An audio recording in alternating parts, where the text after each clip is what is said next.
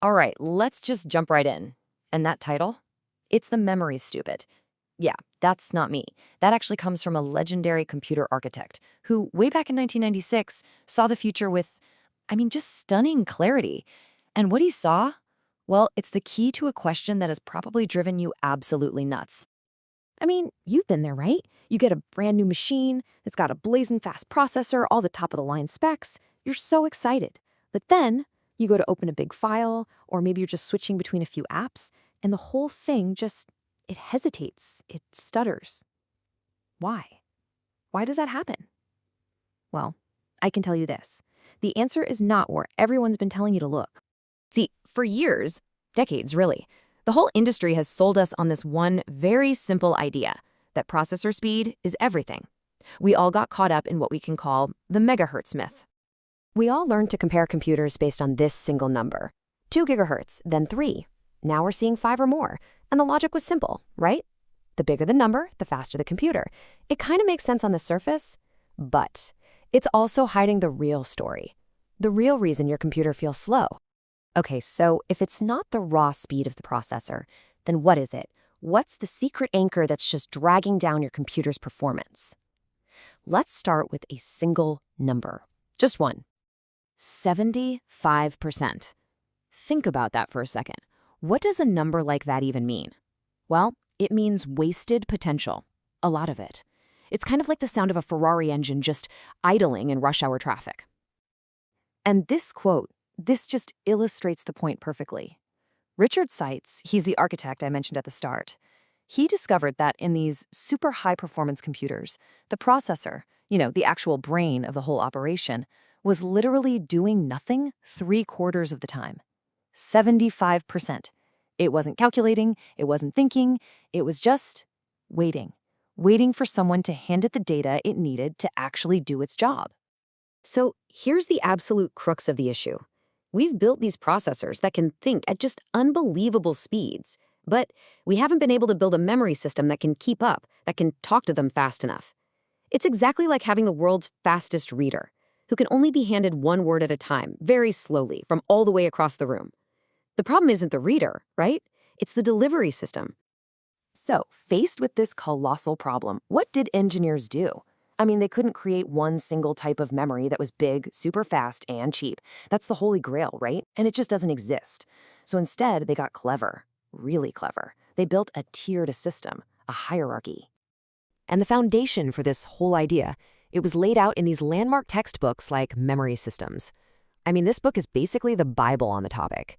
And it details this really ingenious, multi-layered solution that makes all of modern computing even possible. The biggest takeaway here is that the solution isn't just one thing. It's more like a team of different players, and each one has a very special role. And this really is the core concept. It's all about trade-offs. You can have memory that is just incredibly fast, but it's going to be really small and super expensive. Or you could have memory that's gigantic and cheap, but it's going to be slow. The real magic, the secret sauce, is making all these different tiers work together totally seamlessly. Okay, to really wrap our heads around this, let's just forget about computers for a minute. Instead, I want you to picture a professional chef working in a super busy kitchen. Now, a chef needs ingredients, right? Just like a processor needs data. And the way that chef organizes their kitchen, it's a perfect analogy for this memory hierarchy. All right, let's break this down. So, right there in front of the chef is their cutting board.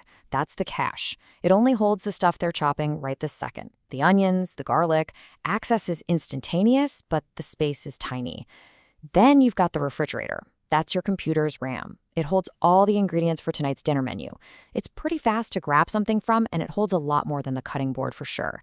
And finally, way in the back, you've got the huge pantry. This is your hard drive or your SSD. It holds all your food supplies, but walking all the way back there to get a bag of flour, that takes time. So the chef's whole game is to keep that cutting board stocked from the fridge, so they make as few slow trips to the pantry as possible. And believe it or not, your computer is doing that exact same thing with your data, all the time. And here's a table that kind of puts some real numbers to our kitchen analogy. Just look at these trade-offs. The cache, it's lightning fast, but you only get a few megabytes of it, and man, is it expensive. Then there's DRAM, what we all call RAM.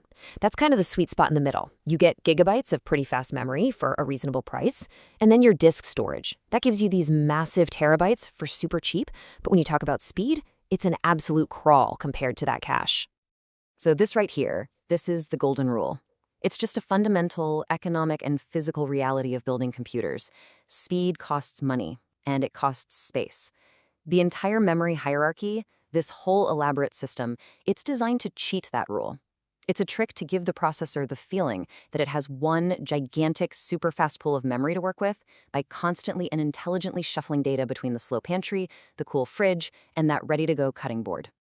Okay, so this is all pretty fascinating computer science stuff, but what does it actually mean for you, for the computer sitting right there on your desk? Honestly, it means everything.